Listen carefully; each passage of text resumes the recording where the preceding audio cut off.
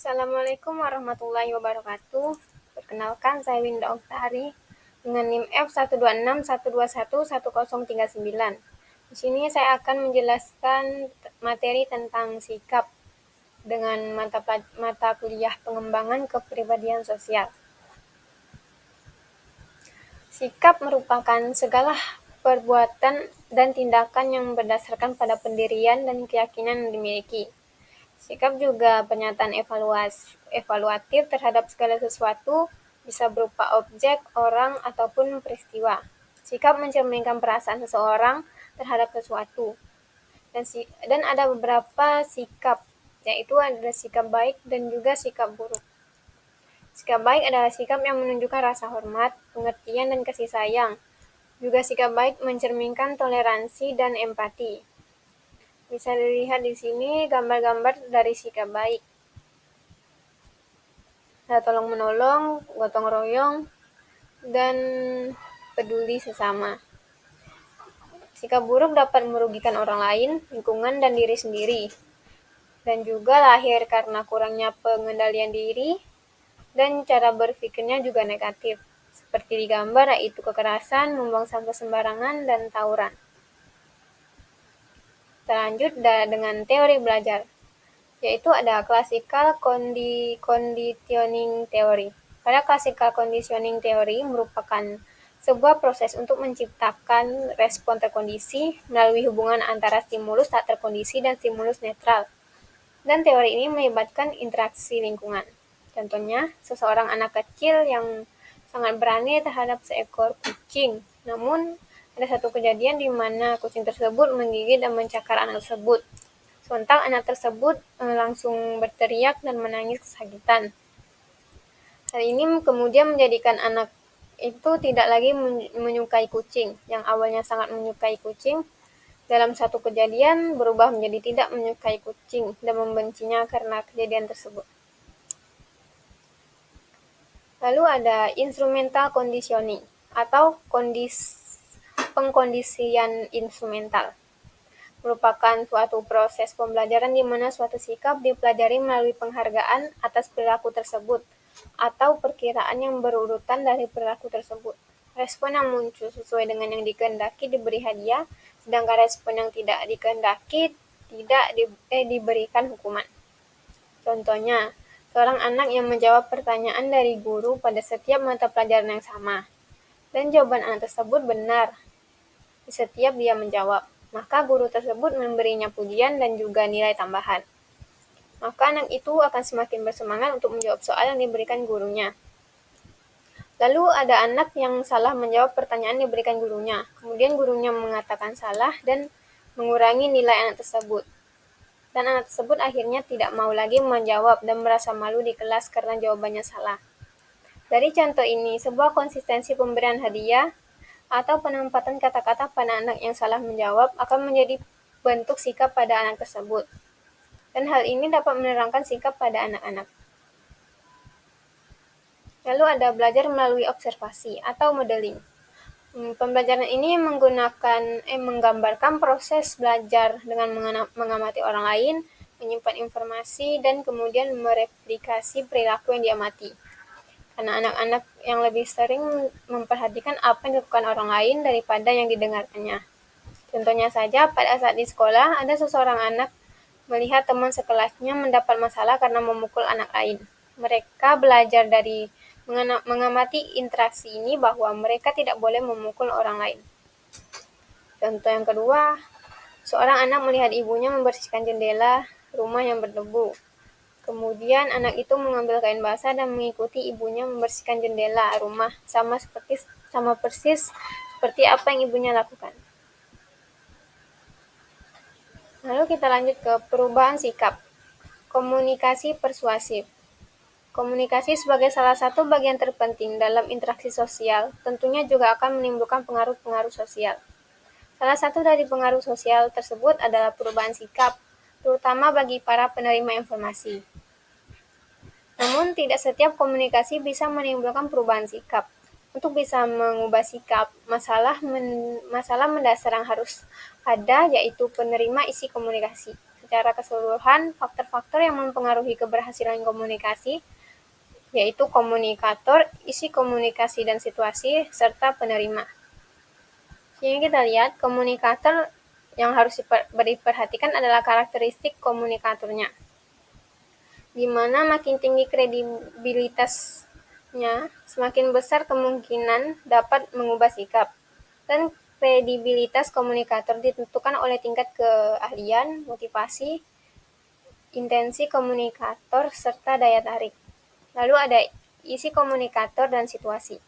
Dalam hal ini yang penting adalah jarak antara komunikator dengan audiens yang tercermin dalam materi komunikasi. Semakin lebar jarak berarti menuntun perubahan sikap yang semakin drastis. Dan isi komunikasi ini akan efektif bila disampaikan pada saat yang tepat. Lalu ada penerima pesan. Orang yang mempunyai harga diri yang tinggi itu biasanya sulit untuk diubah sikapnya. Namun sebaliknya, jika orang yang memiliki kepercayaan diri yang rendah, mudah untuk mengubah sikapnya. Faktor lain yang harus diperhatikan adalah mood penerima pesan. Dengan mood yang baik, perubahan sikap makin besar kemungkinan terjadi. Dan jika mood tidak baik, maka perubahan sikap terhambat terjadi. Tentunya saja saat kita sedang keadaan tidak enak, mood kita yang turun akibat menstruasi atau ada hal lainnya, biasanya untuk menerima suatu pendapat atau sekedar memberitahu pada kita saran atau masukan, hal ini membuat kita jengah dan bisa saja kita akan marah sebab mood dalam kondisi yang tidak baik. Lalu di sini ada teori disonansi kognitif. Disonansi kognitif atau yang lebih disebut dengan istilah perang batin dapat terjadi ketika kita melakukan sesuatu yang bertentangan dengan nilai atau keyakinan yang kita pegang. Disonansi kognitif bisa terjadi saat kita mempelajari informasi baru yang tidak sesuai dengan kepercayaan yang kita miliki selama ini. Maka hal ini dapat menimbulkan rasa tidak nyaman, rasa gelisah, rasa bersalah, atau rasa malu karena sebagai manusia kita cenderung akan mencari konsistensi antara pikiran dan sikap atau perbuatan. Contohnya, saat seseorang tidak merokok walaupun dia tahu bahwa merokok itu tidak baik bagi kesehatannya. Atau saat seseorang tahu bahwa olahraga dan konsumsi makanan sehat adalah hal yang penting, namun dia tidak melakukannya. Dan ketika seseorang terkena disonansi kognitif, maka dia akan melakukan usaha untuk membuat dirinya pulih. Untuk ini, disonansi kognitif dihadapi dengan cara yang lebih positif, yaitu dengan menyelaraskan keyakinan dan perbuatan yang selama ini bertentangan dengannya. Seperti seorang perokok yang baru saja menerima informasi bahwa merokok dapat menyebabkan kanker paru dan gangguan kesehatan lainnya.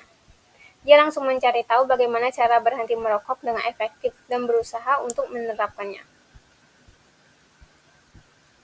Lalu ada congruity teori. Congruity teori ini berfokus pada peran komunikasi persuasif dalam perubahan sikap. Teori ini mirip dengan teori keseimbangan. Dalam hal ini mengendalikan bahwa orang cenderung memilih elemen dalam sistem kognitif agar konsistensi secara internal satu sama lain. Dengan demikian, jika orang menerima komunikasi persuasif, memiliki sikap negatif terhadap isi pesan, tetapi memiliki sikap positif terhadap sumber pesan atau sebaliknya, maka dari itu akan termotivasi untuk merevisi dua sikap tersebut sampai taraf tertentu. Untuk mengembalikan keselarasan, ketika seseorang yang kita suka menyetujui hal yang sama dengan yang kita sukai, akan ada keselarasan dan keserapian. Namun jika orang yang kita suka tidak menyukai apa yang kita sukai, malah mengarahkan kepada hubungan yang tidak seimbang atau disebut dengan disonansi kognitif. Dan hal ini dapat mempengaruhi perubahan sikap. Lalu sikap dan perilaku. Menurut Weisband dan Ajzen, antara sikap dan perbuatan terdapat suatu faktor psikologis lain yang harus ada agar keduanya konsisten, yaitu intention. Tanpa adanya niat suatu perbuatan tidak akan muncul meski sikap tersebut sangat positif terhadap suatu objek. Namun demikian bukan berarti apabila ada ketiga faktor tersebut akan otomatis terjadinya konsistensi antara sikap dan perbuatan. Secara teoris dapat diprediksi akan terjadi konsistensi antara sikap dan perbuatan apabila ada antara sikap dengan niat dan antara niat dengan perbuatan tidak terjadi hambatan atau pengaruh. Contohnya saja, kita yang sudah berniat untuk menonton sebuah film dan harus gagal karena faktor luar, misalnya karena hujan, sedangkan kita tidak membawa mobil atau tidak membawa uang untuk membayar sebuah taksi. Faktor dari dalamnya bisa tiba-tiba kita membenci bintang film tersebut karena mereka mempunyai skandal. Lalu pengukuran sikap. Ada observasi dan juga self-report. Untuk observasi ini, sikap berhubungan baik secara langsung maupun tidak langsung dengan perilaku. Maka pengukuran sikap juga bisa dengan melalui observasi. Misalnya, seseorang yang mencemooh orang lain, memaki dan memarahi dapat dinilai memiliki sikap yang negatif. Orang lain berdemonstrasi menentang pengangguran juga bisa dimiliki sikap yang tidak setuju dengan adanya pengangguran. Sebaliknya, orang yang ikut berkorban mempertahankan kemerdekaan tanah airnya dapat diyakini mempunyai sikap yang positif terhadap negaranya. Demikian pula orang yang dengan senang hati mau diajak pergi oleh temannya, maka dikatakan dia adalah orang yang bersikap baik terhadap temannya. Lalu self-report, metode yang menggali responden tentang perasaan mereka, sikap, keyakinan, dan lainnya. Contohnya ada self-report yaitu kuesioner dan wawancara. Ada bentuk dari self-report yaitu self-rating scale. Suatu jenis teknik pengumpulan data penelitian bisa berupa data kualitatif ataupun kuantitatif dengan cara memberikan pertanyaan dan pernyataan pada responden untuk memilih jawaban dan pilihan yang paling tepat mengenai objek penelitian. Lalu ada skala Likert. Model ini juga menyediakan pilihan jawaban bagi subjek yang dapat diukur sifatnya. Perbedaannya hanya terletak pada tipe jawaban yang tersedia, yaitu terbatas pada tingkat persetujuan terhadap pernyataan yang ada ini dan juga menunjukkan perbedaan lain. Pada skala Likert bukan pertanyaan diminta untuk dijawab tetapi pernyataan.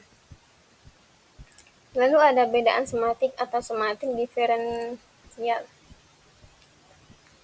Dengan menggunakan model ini, responden diminta untuk menilai suatu objek atau konsep dengan suatu skala yang mempunyai dua kata sifat yang berlawanan. Bentuk skala ini tampak lebih sederhana dibandingkan skala yang lain, karena tidak perlu adanya pertanyaan ataupun pernyataan yang panjang. Tetapi cukup mencantumkan nama topik dan objek di bagian atas, diikuti oleh pasangan-pasangan kata yang telah dipilih. Di sini kita lihat ada contoh dari self-rating scale, skala Likert, dan bedaan semantik. Untuk bedaan semantik ini hanya perlu adanya pasangan-pasangan seperti baik, jelek, menguntungkan, merugikan, ringan, berat, bijak, dan tidak bijak. Bisa dipahami di sini.